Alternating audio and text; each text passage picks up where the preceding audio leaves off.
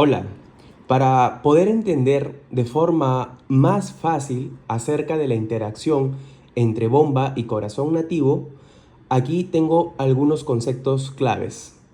Entre ello, tenemos que conocer de qué depende la energía hidrodinámica. La energía hidrodinámica va a ser igual a la diferencia de volumen entre la diferencia de tiempo por la diferencia de presión. ¿De qué depende esto? Flujo por presión.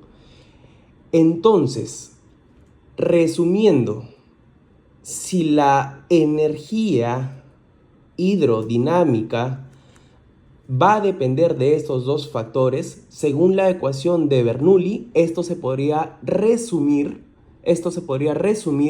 en forma de que la energía hidrodinámica dependerá de la densidad, la gravedad, el flujo y la cabeza de presión. Si nosotros tenemos una densidad y una gravedad constante y el flujo netamente dependiendo de una bomba centrífuga artificial, nosotros nos vamos a enfocar principalmente en identificar el componente de cabeza de presión. Cuando nosotros tenemos este tipo de bombas, esta llevará la sangre desde un lugar de menor presión hacia un lugar de mayor presión. Por lo tanto, este genera un trabajo a esta bomba.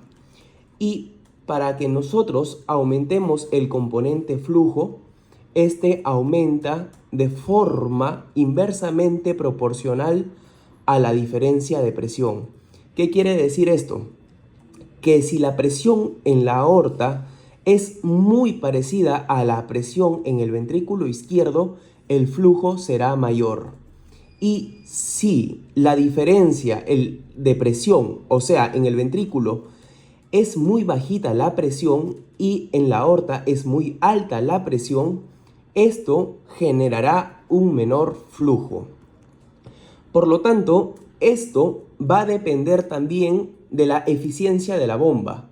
Si nosotros ya dijimos que la energía hidrodinámica depende del flujo y la diferencia de presión, esto va a ser también inversamente proporcional a la energía que genere la electricidad de la bomba.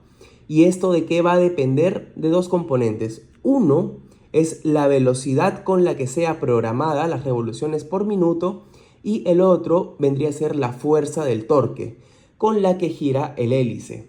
Recordemos que estas bombas centrífugas a través de, en este caso magnéticamente levitada, va a depender del torque que genere cada una de estas aspas tangenciales al eje. Por lo tanto, esto va a generar un flujo centrífugo, o sea, un flujo hacia afuera de la bomba. Pero en su centro generará por la tercera ley de Newton un flujo centrípeto, o sea, hacia el centro. Esto viene a ser reconocido por la física, en la cual cuando todo está quieto en esta bomba, o sea, no se genera flujo por alguna obstrucción, por ejemplo, todo esto será expresado como energía potencial. Pero una vez que se permite generar flujo, esta energía potencial disminuirá y todo se transformará en energía cinética.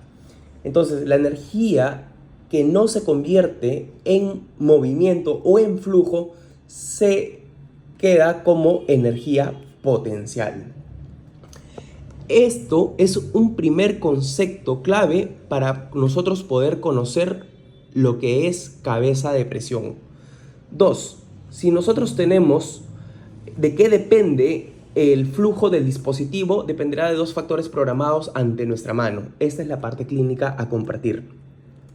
Depende de la velocidad que tú programes, o sea, es directamente proporcional. A más velocidad, obviamente más flujo, pero como ya se explicó aquí, es inversamente proporcional. Entonces, ¿cómo yo puedo aumentar el flujo de manera médica sin depender de la velocidad?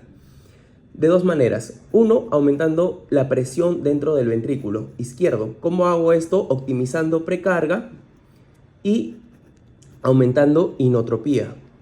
Y la otra manera vendría a ser de su contraparte, la aorta, disminuyendo postcarga. Vamos a continuar subiendo un poco más de ese tipo de conceptos.